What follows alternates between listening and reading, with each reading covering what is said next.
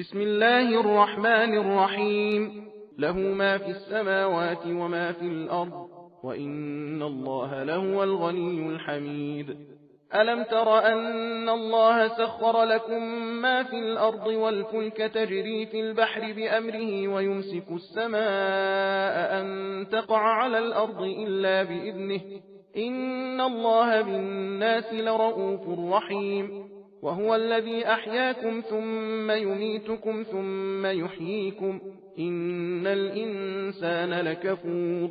لكل أمة جعلنا من سكنهم ناسكوه فلا ينازعنك في الأمر وادع إلى ربك إنك لعلى هدى مستقيم. وإن جادلوك فقل الله أعلم بما تعملون. الله يحكم بينكم يوم القيامة فيما كنتم فيه تختلفون. ألم تعلم أن الله يعلم ما في السماء والأرض إن ذلك في كتاب إن ذلك على الله يسير.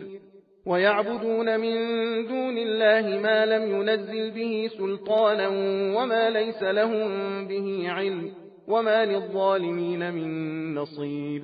وإذا تتلى عليهم آياتنا بينات تعرف في وجوه الذين كفروا المنكر يكادون يسطون بالذين يتلون عليهم آياتنا قل أفأنبئكم بشر من ذلكم النار وعدها الله الذين كفروا وبئس المصير.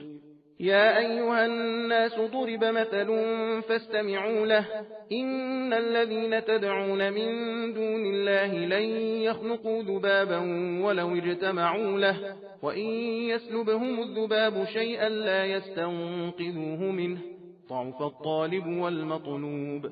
ما قدروا الله حق قدره إن الله لقوي عزيز. الله يصطفي من الملائكة رسلا ومن الناس إن الله سميع بصير. يعلم ما بين أيديهم وما خلفهم وإلى الله ترجع الأمور. يا أيها الذين آمنوا اركعوا واسجدوا واعبدوا ربكم وافعلوا الخير لعلكم تفلحون. وجاهدوا في الله حق جهاده هو اجتباكم وما جعل عليكم في الدين من حرج ملة أبيكم إبراهيم هو سماكم المسلمين من قبل وفي هذا ليكون الرسول شهيدا عليكم وتكونوا شهداء على الناس فأقيموا الصلاة وآتوا الزكاة واعتصموا بالله هو مولاكم فنعم المولى ونعم النصير.